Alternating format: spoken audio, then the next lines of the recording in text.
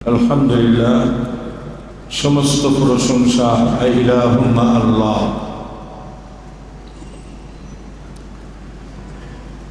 আজকের আলোচনা আল্লাহ পাক মানুষকে কি দিয়ে সৃষ্টি করলেন, কোথায় নিবেন, আবার কেমনে মানুষকে আবার পুনর্জীবিত করবেন। মিনহা খালাকনাকুম, আল্লাহ বলতেছেন আমি তোমাদেরকে মাটি দিয়ে সৃষ্টি করেছি। কি দিয়া? আফিহা নুঈদুকুম, আমি আবার তোমাদেরকে ওই মাটির সাথে মিশাই দিব। অমিনহা নুখরিজুকুম তারাতান উখরা, আর আমি ওই মাটির থেকে আবার তোমাদেরকে পুনর্জীবিত করব।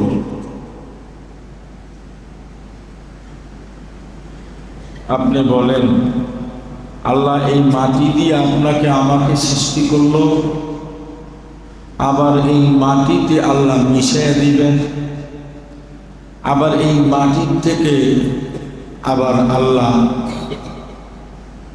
পূর্ণ উত্তোলন করবেন, এটা কি আল্লাহ পারবেন?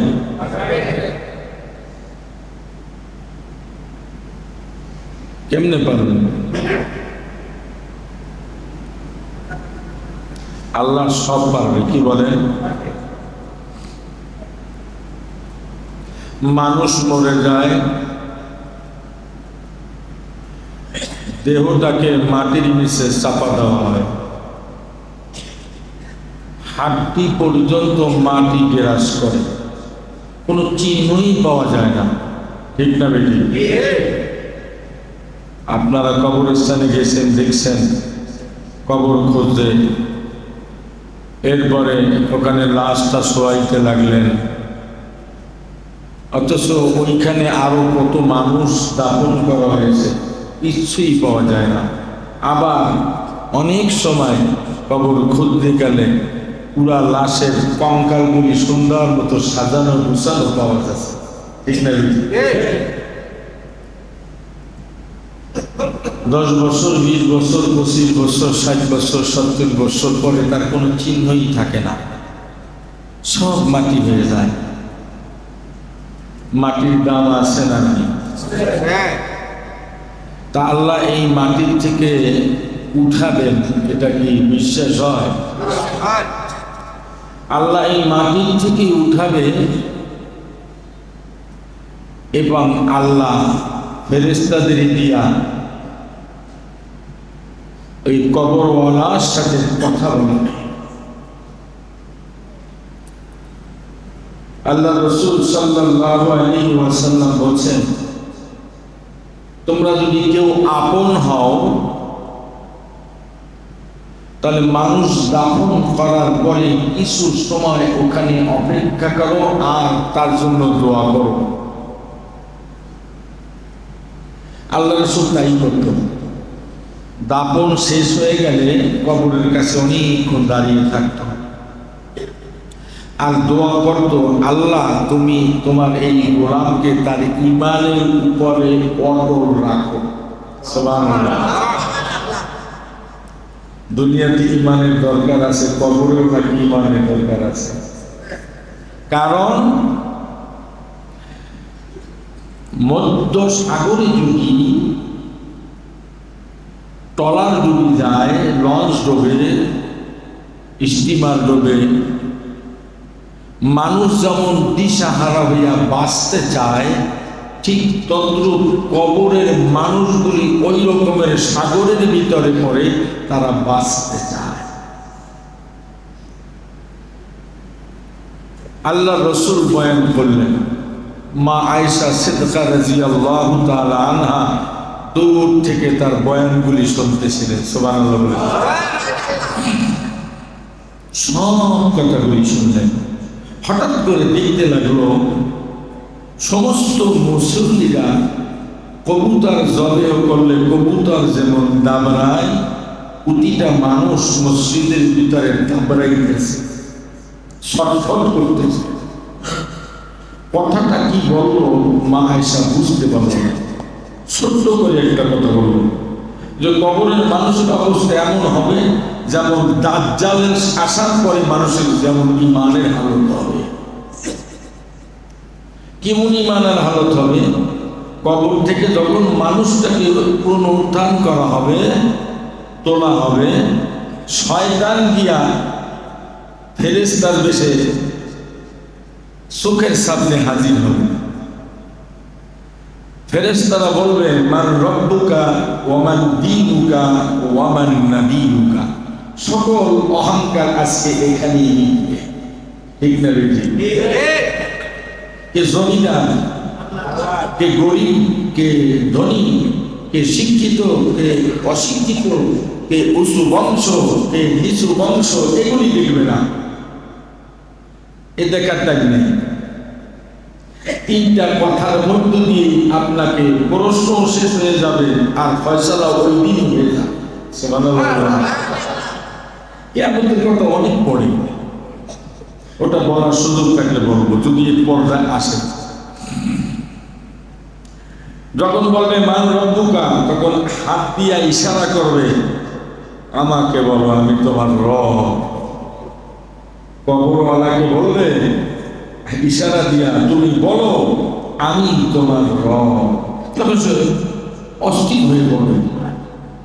যেমন মানুষকে যদি মারা হয় খালি খালি, একটা মানুষকে যদি খালি খালি পিটানো হয় বলে মধ্যে কম,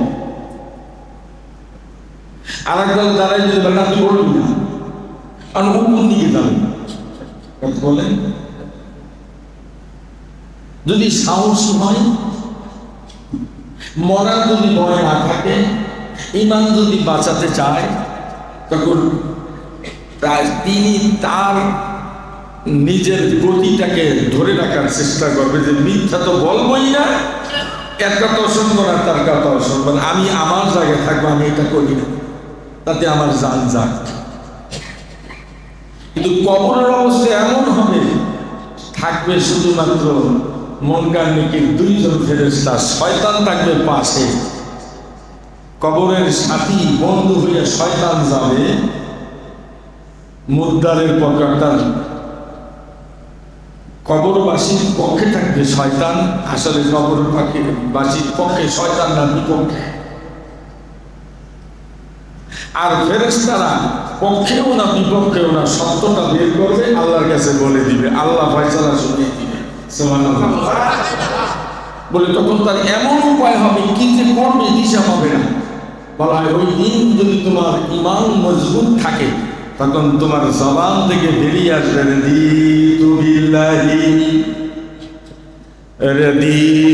বিল্লাহি রাব্বান ওয়া বিল ইসলাম দীনান ওয়া বিমুহাম্মাদ সাল্লাল্লাহু আলাইহি ওয়াসাল্লাম। আমার রব তো ওই খালেক, আমার দিন তো ইসলাম, হ্যাঁ আমার ধর্ম তো ইসলাম, আর আমার নবী তো মুহাম্মদুর রাসূলুল্লাহ সাল্লাল্লাহু আলাইহি ওয়াসাল্লাম। তার জবান থেকে আরবি বেরিয়ে আসবে, আর তার থেকে কেরান বেরিয়ে আসবে আল্লাহর পরিচয়, নবীর পরিচয়, ইমানের পরিচয়। যদি এই ইমানের পরিচয় পাশ করে ফেলে, আমার আল্লাহ বলে তখন কবরটা হয়ে যাবে আল কবরু রাউজাতুম মির রিয়াজিল জান্নাহ। আর তুমি মান রব্বুকা ওয়া মান দীনুকা ওয়া মান নাবিয়ুকা, এই কথার প্রশ্ন জবাব যখন দিতে পারবে না, শয়তান ইশারা দিয়ে দেখাবে আমি তোমার রব, কিন্তু দিশাহারা হইয়া বোবার রূপ ধারণ করে তার জবান থেকে বেরিয়ে আসবে লাদ্রি লাদ্রি, আমি কিছু জানি না।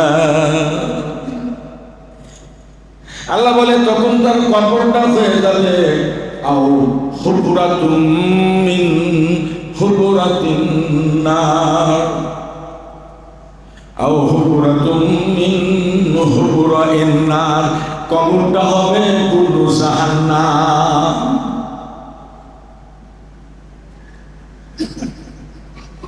বলি জাহান্নামের ভিতরে যদি মানুষ চালাই তাকাইয়া দেখবেন আর সঙ্গে দুনিয়ার জমিনে যারা যারা সহসে কর জাহান্নামের মধ্যে তারা আছে। মান্তা সাব্বা বিকওমিন ফাহুয়া মিনহুম, ভালো করে বুঝবেন। সঙ্গ কার নিবেন, কার সাথে চলবেন, কার গুণ গাবেন, কার পাশে বলবেন, কারে সঙ্গী বানাবেন, কে আপনার হামিম হবে। قال رسول الله صلى الله عليه وسلم من تشبه بقوم فهو منهم। জাহান্নামের মধ্যে তাকায়া দেখবে সলিমউদ্দিন ভাই সবসময় আমার সাথে চলতো, সলিমউদ্দিন ভাই তো জাহান্নামে। পাইছে না সঙ্গী একজন? রহিমউদ্দিন ভাই কোথায় লাগে? রহিমউদ্দিন ভাই ও তো আমার সাথে কত মদ খাইছে, ও তো পাশে। দুইজন পাইছে, ভালো বন্ধু না? সদরউদ্দিন কত ফেন্সি তেল খাইছে, তারপর দুই ফুট সরা লইয়াছি ঘর মধ্যে দাঁড়িয়ে সব কাইদে নিছে, ও তো বাসে আছে। এই জন্য কথাটা বললাম, জাহান্নামের মধ্যে গেলে দুনিয়ার সাথীরাও তার সাথে থাকবে। অনেক মানুষ জান্নাতের কথা তো বলাই লাগবে না, ওখানে দেখবেন মান তাশাব্বা বিকওমিন ফাহুয়া মিনহুম। জান্নাতের মধ্যে যা থাকেন সর্বনাশ বিষয়ে তালিম করে, সুবহানাল্লাহ। জান্নাতের ভিতরে যা থাকবেন শশীনা বিশাল জিকিরের অনুষ্ঠান করে, জান্নাতের ভিতরে যায় দেখবেন হাফিজ হুজুরের তালিম করে, জান্নাতের ভিতরে যায় দেখবেন থানবী সাহেব সবারই মুরিদ করে, জান্নাতের মধ্যে যায় দেখবেন হক্কানি আল্লাহর ওলিয়া জলপুরীর বিশালেরা মানুষদেরকে কালেমার দাওয়াত দিতেছে। আপনি ওখানে যে বসবেন তালিম শুনবেন। দুনিয়ায় তালিম শেষ হয়ে গেলে খানা পিনার ব্যবস্থা হয়নি, জান্নাতের মধ্যে তালিম চলছে, খানা রেডি হয়ে গেছে। আর জাহান্নামের ভিতরে অনেক মানতেছে, অনেক ধরতেছে, অনেক পিটাইতেছে, পড়তেছে, আপনার উপাক্রম করতেছে। কই গেল আপনার নেতা, কই গেল আপনার বন্ধু? কাল লাগে চলবেন।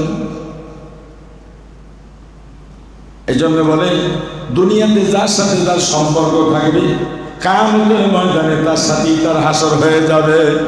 দুনিয়াতে যদি মক্কর শুনকর চোর ডাকাত বদমাস লুচ্চা হরিচরণ সীতায় নাকান শিরয়ে হরিচরণ সীতায় সীতানারায়ণ লম্পটের সাথে আপনার ওঠা বসা থাকে, চলাফেরা থাকে। আপনার নেতা যদি মক্কর হয়, বেনামাজি হয়, আপনার নেতার যেই অবস্থা হবে আপনারও সেই অবস্থা হবে। ঠিক না? ঠিক। এখন আপনি নেতা কারে বানাবেন? নেতা আপনার ওই ব্যক্তি হবে আজান দিলে মসজিদে যায়, সবাই লইয়ে যায়। ঠিক না? ঠিক। আর এমন নেতা বানাবেন না, নামাজ তো পড়ে না, ইলেকশনের সময় নামাজ পড়ে 10 ওয়াক্ত। ঠিক না? ঠিক। মিথ্যা গেছি না সত্য গেছি? আসলে নামাজ এক জায়গায় পড়াইছে ভোর চাইতে যাইয়া, ওইখানে আধা ঘন্টা আগে আজান দিয়েছে, গ্রামের মানুষ তো টাইম ঠিক নেই। ওইখানে জামাতে বই যাইছে, সবাইকে গমগমিতা নামাজি। আবার সহ্য করে দেখি ইমাম সাহেব মুয়াজ্জিন সাহেব কামাত দিতেছে, সঙ্গী লোকের তাড়াতাড়ি ঢোক, সালনা নামাজ না হল, আরে কমকা কমকা নামাজ। সবাই সানুগামী নামাজি, আসল করে নামাজি না ফাজলামি, নামাজি না ভণ্ডামি। এদিকে মাগরিবের নামাজ জামাতে পড়ে গেছে, আরে কোতালের ভাই মরে যায় দেখে ইমাম সাহেব এক রেখাত পড়ে ফেলাইছে। এককালে নেতা ঘর ঘর ঘুরে একেবারে 4 নম্বর কাতে দাঁড়াইছে, স্যার আমনে না নামাজ পড়ছে? কথা কম নামাজে দাঁড়া, এন জানবে নেতা নামাজি। ঠিক না? ঠিক। আপনার নেতা চোর নামাজি, আর আমার নেতা আমার আল্লাহর হুকুমের 5 ওয়াক্ত নামাজি। নেতা কারে বানাইবেন বাছাই বাছাই করেন, চলবেন কার সাথে যাচাই বাছাই করেন। কেন বেশি সময় আপনার হাতে নাই। ফাইদা জাআ আজালুহুম লা ইস্তাখিরুনা সাআতাও ওয়া লা ইস্তাকদিমুন।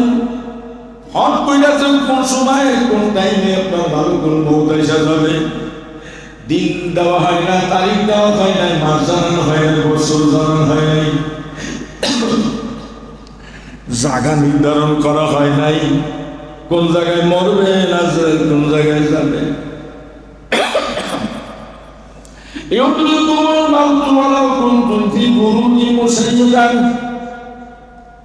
যদি সিঁড়ি লাগাইয়াও যদি আসমানে যে পলাতে চান ওখানেও পারবেন না, ঠিক না বেটি? সুলাইমান আলাইহিস সালাতু ওয়াস সালাম মসজিদ বানাইতেছে, মসজিদ নির্মাণ করতেছে, মসজিদ বানায়া মোটামুটি কাজ শেষ করে রিটার্ন আসছে। এরপরে আবার গেছে, সময় ছাড়াই সুলাইমান আলাইহিস সালাতু ওয়াস সালাম তার কক্ষের মধ্যে ঢুকছে।